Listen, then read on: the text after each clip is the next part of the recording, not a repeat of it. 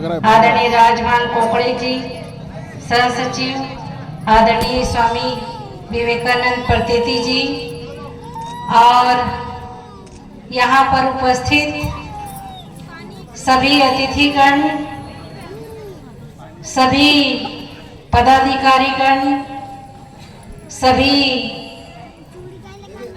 इस आयोजन में, इस कार्य को सफल बनाने में लगे हुए समस्त हमारे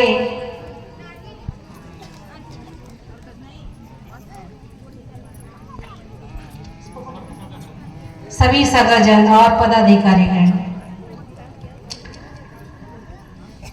आप सभी लोग परिचित हैं कि गोड़ी भाषा का हमारे जीवन में क्या मायने हैं। ये हमारी एक पहचान है और आज आचार्य मोतीराम कंगाली जी के जन्म दिवस जयंती 75वां हम सब लोग मनाने के लिए एकत्रित हैं। इन्होंने गोड़ी धर्म, संस्कृति, परंपरा को न केवल महाराष्ट्र बल्कि पूरे भारत में इन्होंने इसका प्रचार प्रसार और जानकारी देने के कार्य में पूरा जीवन समर्पित किए हैं।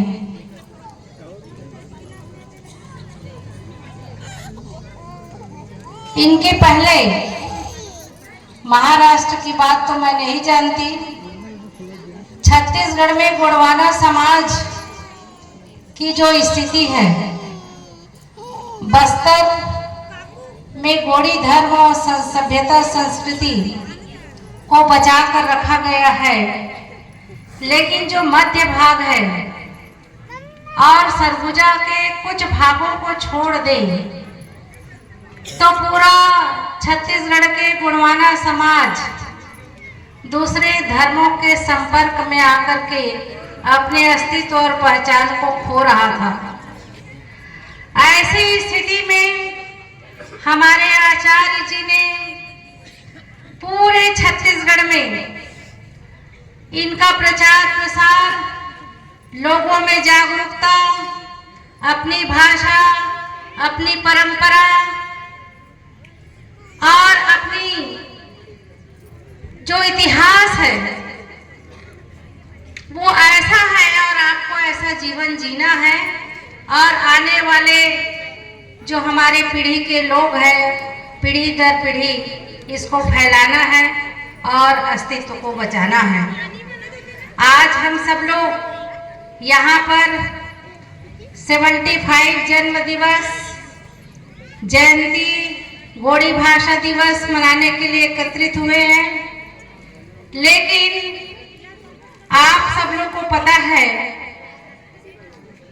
कि आदरणीय चंद्रलेखा मोतीराम कंगाली जी की तबीयत बहुत खराब है, शारीरिक रूप से बहुत अस्वस्थ है और उन्होंने अपना संदेश भिजवाया है जिसको मैं पढ़कर सुना रही हूँ और आप सबको पता है मैं उनकी समधन हूँ और इस नाते उसके विचार को मैं यहाँ पर रख रही हूँ।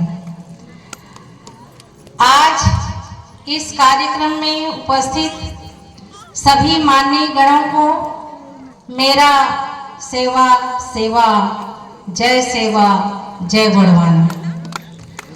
आचार्य मोतीराम कंगाली जी के 75वें जन्म दिवस के उपलक्ष्य पर सभी सगाजनों के हर्षोल्लास को देखकर मुझे अत्यंत आनंद हो रही है, क्योंकि आज सही मायने में ज़्यादा से ज़्यादा सगाजनों तक गोड़ी भाषा दिवस मनाने के पीछे का तात्पर्य एवं उसका सार आप सभी के समक्ष रखने का मुझे अवसर मिला है।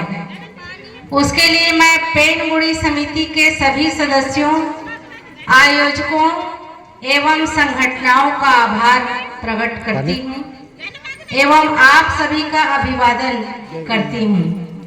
किंतु प्रत्यक्ष रूप से आपके समक्ष अपने विचार प्रकट करने में असमर्थता के कारण मैं सभी सगाजनों से क्षमा प्रार्थी हूँ। गोंडी भाषा का सार जानने के पहले गोंड, गोंडी, गोंडवाना जैसे शब्दों की व्युत्पत्ति, उद्गम जानना बहुत आवश्यक है।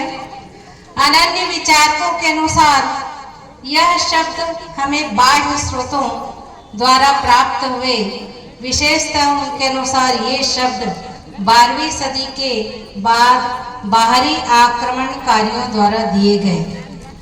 अपितु हम सभी को ज्ञात है कि गोंडी सभ्यता अनादिकाल से निरंतर पीढ़ी दर पीढ़ी लोकगीतों, किंवदंतियों एवं लोक नृत्यों द्वारा प्रकृति के सानिध्य में रहकर प्राकृतिक संरचना में संतुलन बनाते हुए उसका संगोपान करती आ रही है।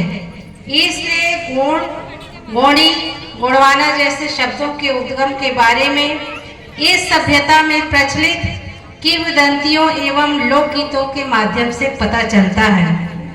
मूलतः गोंड शब्द की उत्पत्ति गोंडी शब्द से हुई है, जिसका अर्थ है 5 वस्तुओं, जल, वायु, अग्नि, आकाश, धरा का समूह अर्थात गंडा। गंडा से गंड एवं गंड शब्द से गोंदोला की उत्पत्ति हुई। समुदाय, जमात, ट्राइब, कबीला आदि शब्दों का प्रयोग गोंदोला शब्द के लिए प्रयुक्त किया गया।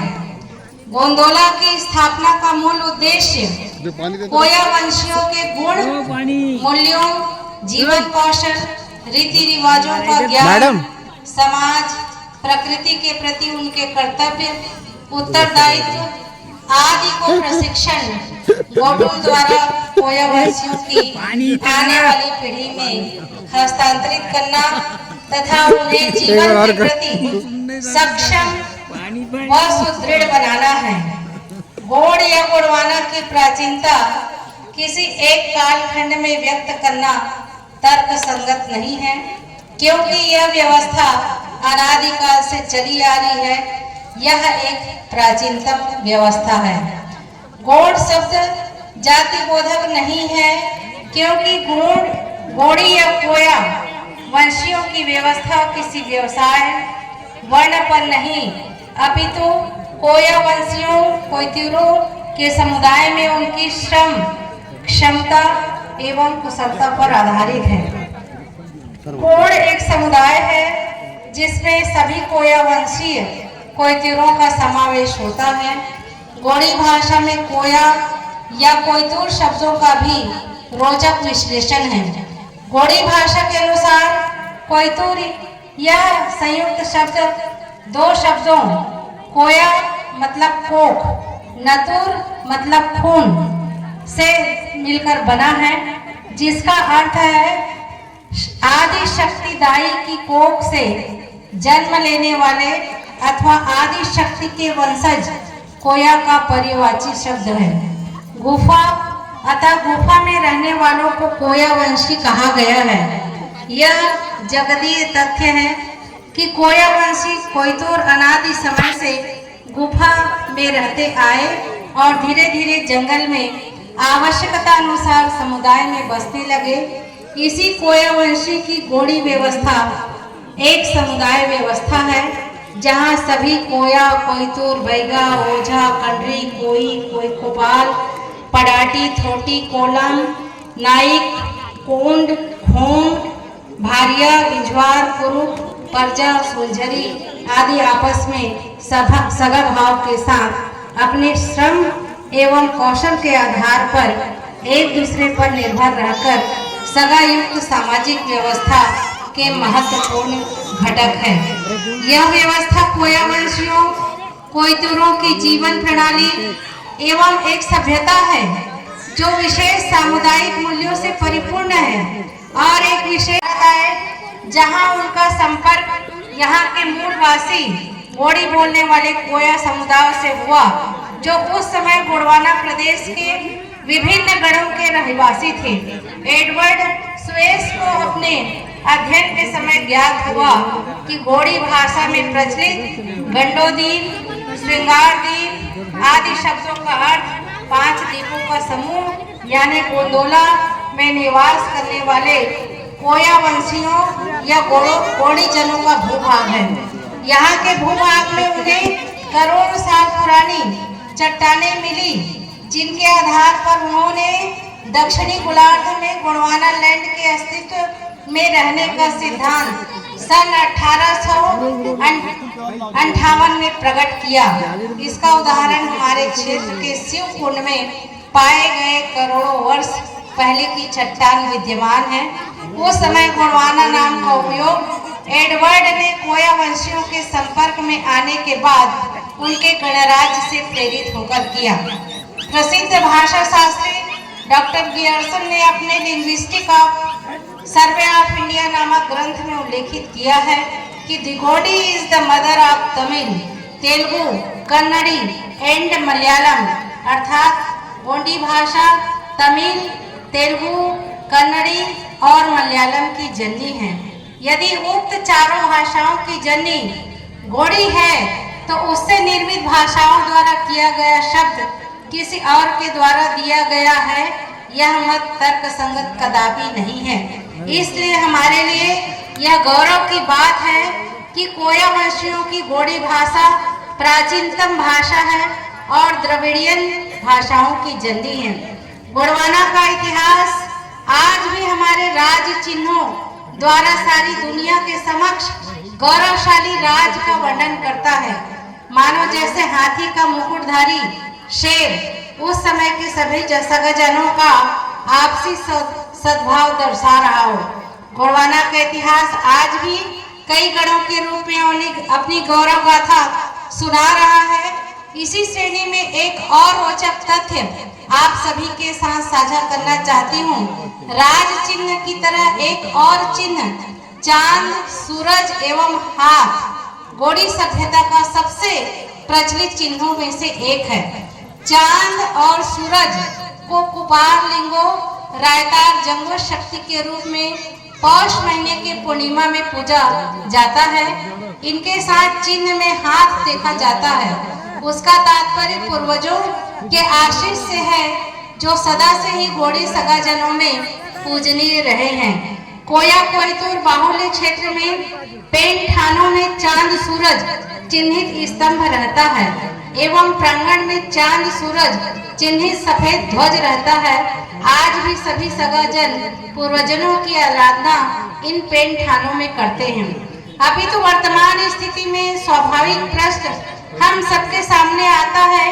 गोंडवाना की संपन्न एवं स्वतः यथेष्ट व्यवस्था समृद्ध गोड़ी भाषा संस्कृति एवं उसका इतना विशाल गणराज्य होने के बाद भी क्या कारण था कि सारे कोयतूर सगाजन विभिन्न हिस्सों में बांट दिए गए हैं। हमें इतिहास कई तथ्य प्रदान करता है जिसमें ज्ञात होता है कि अंग्रेजों के शासन काल के समय गोंडवाना भूभाग में अंग्रेजों को विभिन्न विद्रोहियों का सामना करना पड़ा। भागलपुर के तिलका माझी, चांदागढ़ के वीर बापूराव सेठमाके, रायपुर के वीर नारायण सिंह सोना खान, जबलपुर के महाराजा शंकर शाह, रघुनाथ शाह आदि जैसे पूर्ण राजवंशों के शौर्य गाथाएं आज भी इस बात का प्रमाण देते हैं कि अंग्रेजों को सबसे ज्यादा कठिनाई गोंडवाना भूखंड में आई। इसलिए इसमें कोई संदेह नहीं है। परिणाम स्वरूप अंग्रेजों द्वारा की गई 1881 की जनगणना में सारे सगाजन को एक समुदाय के रूप में रह रहे थे। उनको विभिन्न भागों में जाति का स्वरूप देकर बांट दिया गया। इस बात से स्पष्ट होता है कि श्रम व्यवस्था अनादिकाल से चलती आ रही है। उसे भी उक्त विभाजन से बिना किसी ज्ञान के जाति व्यवस्था में बदल दिया। इस बात को जब तक गोड़ी सगाजन समझ पाते तक बहुत देर हो चुकी थी।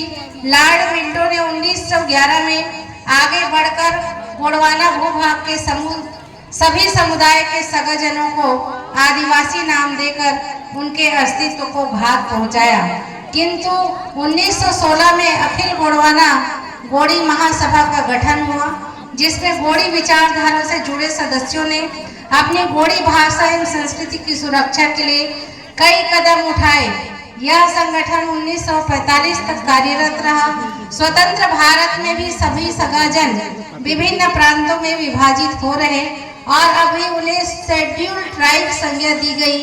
आगे चलकर 1970 के दशक में तिरुमाय रंगेल सिंह भलावी, तिरुमाय वेंकटेश आत्राम, तिरुमाय के बी मरस खोले, तिरुमाय मोती रावण कंगाली, तिरुमाय हीरा सिंह मरकाम, तिरुमाय सुनहेर सिंह तारम, तिरुमाय शीतल मरकाम जैसे अनन्य विचारवंत सामने आए तथा उन्होंने गोंडी गोंडवाना का प्रचार एवं प्रसार शुरू कर दिया। गोंडी भाषा दिवस का उद्देश्य तभी सफल होगा जब हम गोंडवाना की सांस्कृतिक धरोहर को अखंडित नदी की प्रवाह की तरह बहने में अपना योगदान दें। अपनी आने वाली पीढ़ी को हम सक्षम बनाएं तथा उन्हें गोंडी भाषा, संस्कृति, इतिहास, साहित्य को जानने के लिए प्रेरित करें ताकि वे गोंडवाना की सांस्कृतिक धरोहर को की जड़ों को सींच सके। परिणाम स्वरूप उस पेड़ की छाया, फलों एवं फूलों का आने वाली पीढ़ी आनंद ले सके। इस अनुरोध के साथ मैं सभी सगाजनों को मेरा सादर जय सेवा, जय गोंडवाना। तो सभी सगाजनों से निवेदन करती हूँ, अभी भी गोंडी धर्म और भाषा के प्रति शरीर कमजोर होने के बावजूद भी कितना प्यार है, अपने सगाजनों के प्रति कितना प्यार है, इतिहास को कैसे वापस लाए इसके लिए कितना प्यार है, आप उनके संदेशों से समझ सकते हैं।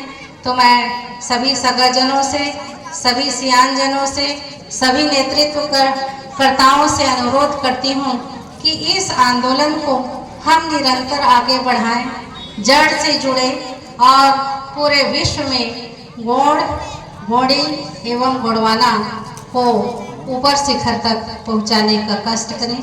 इसी शब्दों के साथ मैं अपनी वाणी को विराम देती हूँ। धन्यवाद। जय सेवा, जय गोंडवाना। एक बार फिर बोलिए, आचार्य मोती रावण कंगाली अमर रहे, अमर रहे, अमर रहे। आचार्य मोती रावण कंगाली अमर रहे, अमर रहे, अमर रहे। धन्यवाद।